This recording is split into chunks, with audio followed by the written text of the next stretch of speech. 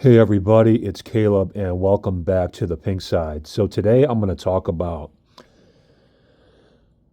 what is a docile woman and what is a submissive woman. Because there's a difference between the two, especially in a domestic discipline context.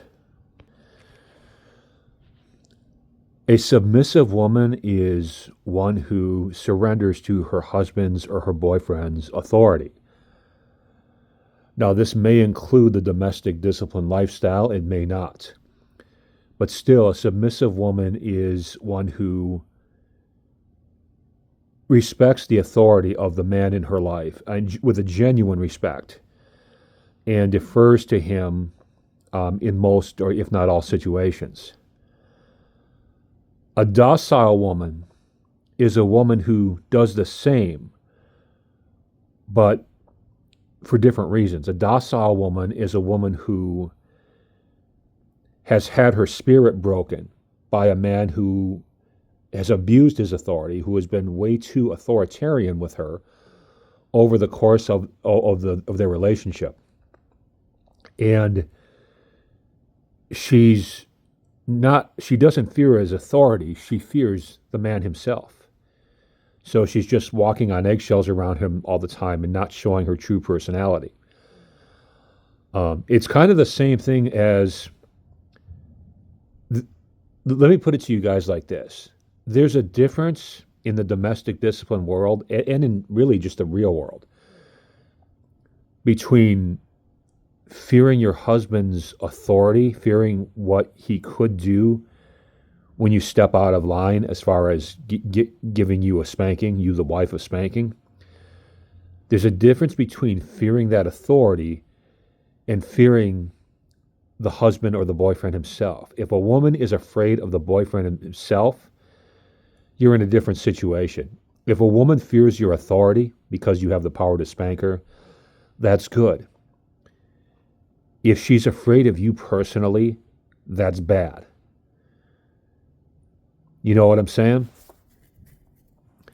And a lot of times, both inside and outside the domestic discipline world, a woman ends up being afraid of just being afraid of her man in general. You see this a lot in Christian circles, especially fundamentalist Christian circles, where the woman is just contrite and just super nice all the time. And you can see it's like, I don't want to say it's phony, but it's an act so that she doesn't, piss off her husband or her boyfriend or whatever guy is in her life. So how do you become that man that the woman fears or at least respects your authority, but how do you control yourself to the point where she doesn't end up being afraid of you? Again, fearing your authority is good. Her fearing you is not so good. Well, here's the thing, guys, and I'm going to make an entire video about this particular thing in probably a week or two here. But one of the things I got to tell you is that a woman doesn't need constant reminders of your authority. If you're in a domestic discipline relationship, once you've proven that you're willing to spank her, maybe not once, maybe not twice, but after that third time that you're willing to prove that you've proven that you're willing to spank her, if she gets too far out of line, she's going to get the message. You're not going to constantly need to remind her of your authority. She will need somewhat regular reminders of your authority because she's always going to, like, she's going to test you. Women never stop testing you, which is a subject I'll get into another day. But she doesn't always need you to be telling her, to be bold with her, telling her, knock it off, this and that, right? Or giving her the look or whatever it is you do to, whatever subtle things you do to reinforce your authority. Once you've established it, you've still got to prove it once in a while, but you don't have to just be constantly sort of drilling it into her, right? Like, you know what I'm saying? There's going to come a point where you've established it, and as long as you're willing to exercise it once in a while, she's going to keep that respect for you and she's going to be happy in the relationship. And, there's a difference between regular reminders of your authority and constant reminders of your authority. Regular reminders are good because she's going to regularly test you. But using every opportunity you can to remind her of your authority is not so good. You see what I'm saying? And even when she does need reminders of your authority, it doesn't always have to be the strong stuff. Let's say she's in a mood for whatever reason, just some of the moods that women get into sometimes. You don't always have to be, hey, knock it off. Sometimes a great reminder of your authority over her in that situation is to walk up and gently put your hand on her back and, like, I don't know, rub her back a little bit or just kind of like squeeze her and give her like a quick hug or something, and say something like, I got you. Whatever you're going through today, I got you. And you don't even have to say anything. Sometimes you just walk up, you put your hand on her back, or you grab her hands and just look in her eyes, and just with your whole energy, you're telling her, hey, whatever you've got going wrong today, I don't know, but I've got your back, right? You don't even have to use words a lot of times. You can remind women of your authority in loving ways. It doesn't have to be the hard-ass way all the time. There's a place for that, as you know. But sometimes she just needs to hear a joke. You know what I mean? She's in a bad mood, and instead of telling her to knock it off or whatever, just be like, crack a joke to her, see what happens. Take something she said and kind of make fun of it and see if she laughs, right? A lot of times that's enough to break up her bad mood. Now, when it's not, then maybe you can take the extra steps to whatever the next level is. But women need constant reassurance or they need regular reassurance because the world is big and scary, and it's pretty much impossible for a woman to feel completely secure about the world we're living in because they don't have the physical capabilities we do. They face a lot of dangers, on and on. So they have to test you on a regular basis. It's just instinct. But you have to be understanding of her nature and why she's doing this. Most of the time when a woman's testing you, she's not conscious she's testing you. Sometimes she is. But most of the time she's not. She's just waking up insecure about this cold, cruel world we're living in. And she's instinctively seeking protection, be that psychological or physical. So as I've always said, we need to really be careful about how we administer discipline to a woman, especially when it comes to spanking. We need to pick our spots carefully. We can't just spank for everything. We can't just threaten to spank for everything. When you're in a real relationship with a woman, there's just some stuff you have to let go. You can't spank and discipline your way to a perfect woman. Your woman's not perfect. She's never going to be perfect. She's always going to have those womanly ups and downs in her moods. You can't discipline that out of her. It's just not possible. Now, what you can do is through the use of domestic discipline and spanking, you can cut out about 80% of that so that she's not in that mood all the time, or she's not in that mode as much, because she knows to respect your authority.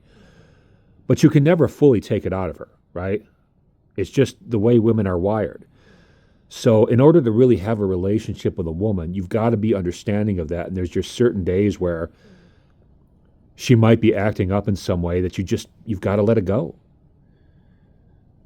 Now, if she's doing it 2, 3, 4 days in a row, that becomes a different situation.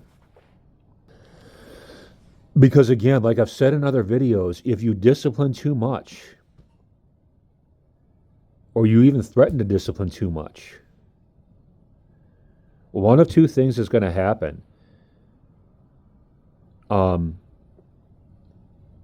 She's either going to resent you and leave you, if she at all can, or she's going to stay with you, but she's going to have like a kind of a broken spirit, and she's going to be one of those girls I talked about at the beginning of this video where she's always peaceful, but that's because she just fears you and she feels like she has to walk on eggshells around you. Now, let me give you guys another, like, sort of vague example here. Over the years, I've met a lot of women in the domestic discipline community that are feisty, and they describe themselves as feisty. They've got big opinions about politics, sports, whatever. And they like to get a little loud and rambunctious when talking about those things. I would never want to complete like discipline that feistiness out of my girl. It's part of her personality, right? If you do discipline that out of her and make her all contrite, then you've taken away her personality, which means you've broken her spirit. A real man in a domestic discipline relationship with a feisty woman will allow her to have her feistiness as long as it doesn't cross a certain point. Now, what that point is different for each couple, and only you can answer what that point is for your woman if you have like a feisty woman. But you've got to allow leeway on some stuff. You know what I'm saying? There's stuff you have to overlook, and there's stuff that you have to accept as just this girl being part of the package. You're going to get some negativity when you're dating a woman. That's just there's no getting around it. You can get to 90% peace with a woman through a domestic discipline relationship. You can't get to 100%. It's just not going to happen. You know what I'm saying? So if you've got a woman that's like feisty or whatever, you can go two ways. You can figure out, okay, this is a feisty woman. It's just part of her personality. I'll let her be feisty to this point, right? Or you can go the route of just trying to completely discipline all the feistiness out of her, which could break her spirit, and then you just have a shell of a woman for a wife or a girlfriend. You know what I'm saying? So the woman you want a submissive woman. You don't want a docile woman. You want a woman that will submit to your authority and accept your discipline when she knows she's done wrong. You don't want a woman that's afraid to be herself around you because she's always fearing the discipline. Those are two completely different things. And listen, I don't blame the guys.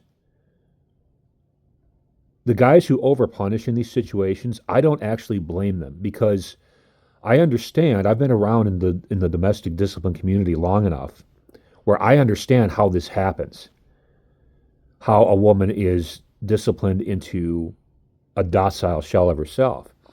What usually happens, or what a lot of people don't know, is that in most domestic discipline relationships, the woman discovers domestic discipline and she brings it to the guy. She pitches it to the guy to try to help improve their relationship or add a dynamic to their relationship or whatever. So a lot of times it's women discovering domestic discipline online or through a female friend in real life who already practices it or whatever. So she thinks, well, I'm having a little trouble in my relationship. I'm going to ask my boyfriend, my husband, Bob, if he's willing to try this, right? So she goes back to Bob, and Bob agrees to try domestic discipline. And what happens is they come up with all these rules that can lead to a potential spanking. And so a lot of times they'll come up with like 30, 40, 50 different rules, which is just crazy. And Bob ends up spanking for them all. Not because he's trying to be a jerk, but because he's trying to please her. Like, she wanted domestic discipline. She brought it to him, and he thinks he's doing what she wants. You see what I'm saying?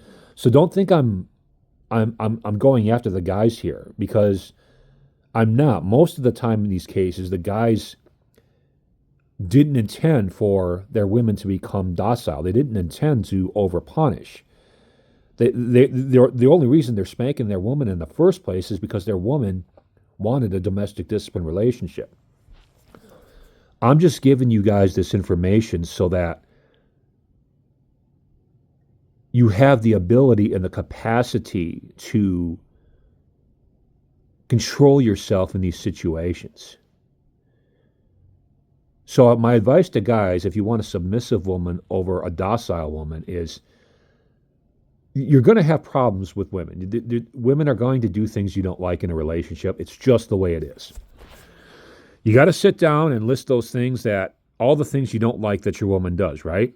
And then from there, you have to decide there's going to be a certain amount of things that could lead to discipline, right? Because they're just hard and fast rules with you or whatever. And you should have a certain amount of things, a certain number of things that you're letting go, that you're accepting as just being part of a relationship, part of living with someone else, part of being in a relationship with someone else, right? You know what I'm saying? And that way you're not always punishing her for just making mistakes or just for being a woman. You know what I'm saying? Now, I've always said there should be 4, 5, maybe 6, 7 things at most that could lead to a spanking. Okay? Much more than that, you're getting into over-punishing territory. You see what I'm saying? But you have to figure out what those are for you, and you have to figure out what stuff you're just going to let go and accept as part of being in a relationship with this particular woman, right? And then from there, you can have a healthy domestic discipline relationship. And women, I'm going to call you out here too, because I've seen a lot of women in these situations where the guy and the girl will come up with 30, 40 different rules that the man is supposed to spank her for. And what happens is the man can't keep up with it. He doesn't want to spank her for 40 or 50 different things. And so the woman will come to like the domestic discipline chat forums and stuff like this, and she'll complain that her husband isn't spanking her enough. If your husband was really spanking you for all those things that you listed, all 30 or 40 of those things that you listed, your spirit would eventually be broken. See, what happens is you get yourself convinced, you ladies get yourself convinced that every little flaw you have should result in a spanking when you show that flaw. No. That's not a great way to build your self-esteem. That's a great way to destroy your self-esteem. So when a guy refuses to spank you for 50 different things, that's a blessing. Narrow it down to 5 or 6 things. You know what I'm saying? And then A, you're not going to be spanked all the time, which is a good thing. And B, when you are spanked, it's going to have more of an impact. You know, that's another thing. When you spank too much, it also loses its impact. Because eventually the woman's going to be like, well, might as well do what I want. I'm going to get spanked anyway, right? So there's a lot to think about here, but a submissive woman is a woman who is not at all afraid to be herself, but she lives within certain boundaries, as to where a docile woman is straight out afraid of her husband or her boyfriend. You want to be a submissive woman if you're a woman, and guys, you want a woman who's truly submissive, not docile. You see what I'm saying? So I hope I explained all this right.